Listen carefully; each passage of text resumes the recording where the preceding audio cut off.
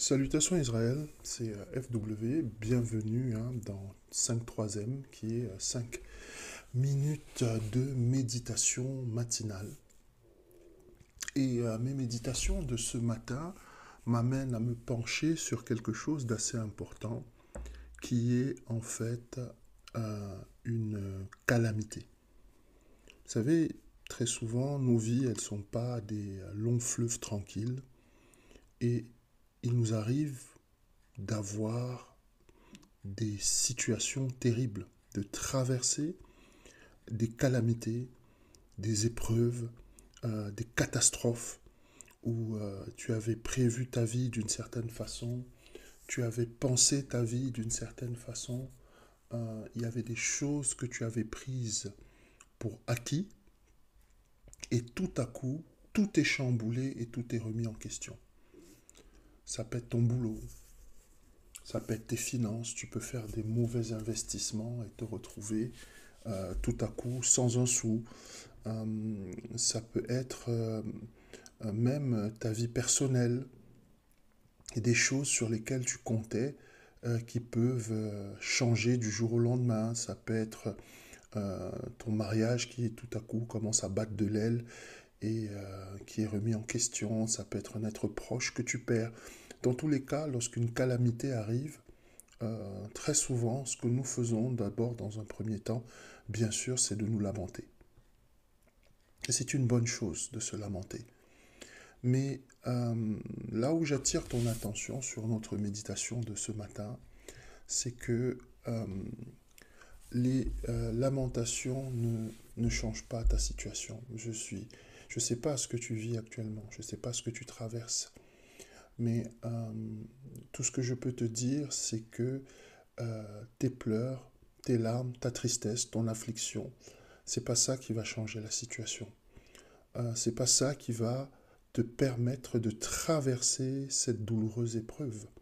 Ce qui va te permettre de traverser cette douloureuse épreuve, eh bien, c'est déjà de considérer ce que c'est, d'abord, une épreuve. Mon père spirituel, Benson Idahosa, il disait que, en anglais, ça donne, derrière chaque calamité, il y a une opportunité. Et je reste dans cette optique-là, moi aussi, de croire que, comme nous dit 1 Corinthiens 10-13, qu'aucune tentation ne nous est survenue qui n'ait été une tentation humaine. Et Dieu qui est fidèle ne permettra pas que vous soyez tentés ou éprouvés au-delà de vos forces, mais avec la tentation, il préparera aussi le moyen d'en sortir afin que vous puissiez la surmonter. Ce que je veux te dire en fait ce matin, c'est ceci. Quelle que soit l'épreuve que tu as, quelle que soit la calamité que tu traverses, il y a une opportunité. Il y a une opportunité d'être meilleur. Il y a une opportunité de vivre autre chose. D'accord, c'est un fait. Ce que tu avais, ce que tu tenais, ce que tu pensais posséder, t'a été enlevé.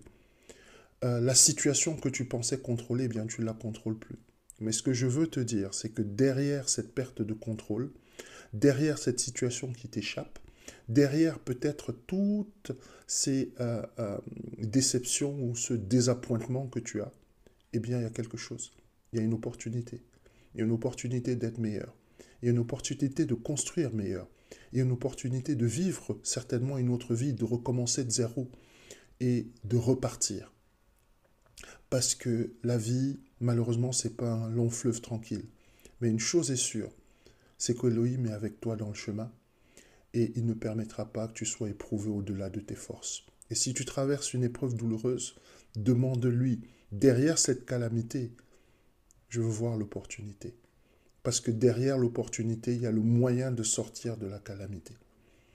Donc ne baisse pas la tête, ne reste pas seulement dans tes lamentations, mais commence à regarder autour de toi.